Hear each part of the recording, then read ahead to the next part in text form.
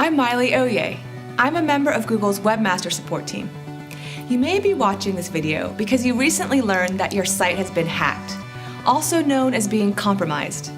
It's likely that you received a hack notice in search results, notification in your browser, a message from a search engine, or an email from a friend. Whether you run a large multinational business site, a government site, or your personal blog, having your site compromised is one of the hardest predicaments we, as site owners, will ever face. The good news is that recovery is certainly possible. In fact, a nonprofit organization called Stop Badware reports that their tools and information have helped over 130,000 websites become de-blacklisted, with the malware warning removed in the last 3 years. In tandem with groups like Stop Badware, my Webmaster Support team and I hope to help you recover your hacked site. There are two primary approaches to recovery: doing it yourself if you're tech savvy, or finding trusted experts if you feel the technical tasks are outside your scope. If you're not sure which approach to take, the next step in our Help for Hacked Sites can help you determine which route is most appropriate. It may not be easy, but once you, either by yourself or with the aid of your support team, can identify the vulnerability, fix the problem, and complete the review process, your site may return online even more robust. Now that we all understand that recovery is possible, let's back up for a moment and talk about what it means for a site to be hacked. Let's journey into the past and imagine your site happily providing good content or a great service to users. Unfortunately, while the site seems perfectly healthy, in reality, it has a vulnerability. A hacker then creates a software program that can exploit this vulnerability on many sites throughout the web. Your site may be only one of the thousands affected. Like an infection that can enter through a small wound and then spread to your entire body, once a hacker has found a way into a site by exploiting a vulnerability, you must assume they can now perform any action on the site, like adding spammy text or even malicious software. Some of the more common ways that a hacker can invade a website include exploiting out-of-date or insecure software, stealing login credentials, or installing malicious software called malware on your personal computer that then steals login credentials when you access your website. Being hacked means that by using a technique such as those just mentioned, someone you never authorized, a cybercriminal, has compromised your site. Why would someone want to do this? For many cybercriminals, the motivation is financial. Two common financial strategies involve hacking a site to add spammy content and hacking a site to distribute malware. Let's discuss them both, starting with the spam strategy. Let's say you have a great site about boating, and you install on your site a fun plugin or add-on software that you think visitors might like. Meanwhile, a far less scrupulous site owner, the hacker, is out to make money in any way possible from her pharmaceutical e-commerce website that sells prescription drugs.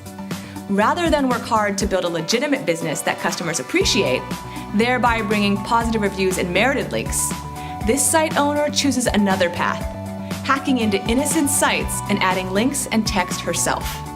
To do this, the hacker learns about a specific vulnerability found in a website plugin. Unfortunately, this is the same plugin installed on your site. She then writes a program to scan the web, looking for unsuspecting sites that installed this vulnerable plugin. Once her program comes across your site, it becomes the next target. Her software breaks into your site and adds spammy text and links to her pharmaceutical website. Because the hacker needs the good reputation of your site to make the scam effective, often great care is taken so the crime goes unnoticed. The spammy links and text might be hidden. Your site may function normally. The site owner may be completely unaware they've been victimized. However, when a search engine like Google visits your site, just as we visit many sites on the public web to process the site's content for search results, our algorithms may notice that something is awry. For example, a reputable site that has many pages about boating, but then links to a spammy pharmaceutical site, looks like trouble. Alternatively, and even worse than adding spammy content, the hacker may have added code to distribute malware. Malware is malicious software like a software virus or worm. Being hacked with malware can be especially harmful because not only is your site affected, but the malware code enables the cybercriminal to use your site as a host for also infecting your visitors' computers. Once her malware is installed on various users' computers, cybercriminals, again motivated by money, can perform rogue actions like stealing login credentials for online banking or financial transactions. Because being hacked, either with malware or with spammy content, can be dangerous to users, at Google, we use a variety of automated tools to detect the common signs of hacked sites as quickly as possible.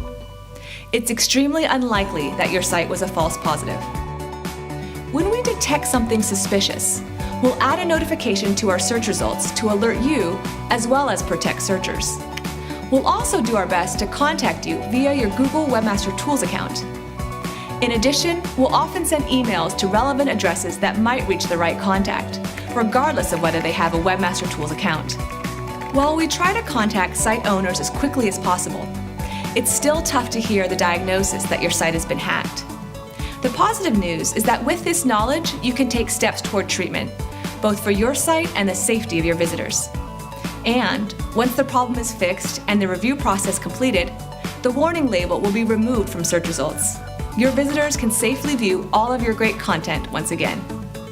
How long does the recovery process take? The amount of time depends on the technical expertise of the site's recovery team, as well as the size of the site and the extent of the damage.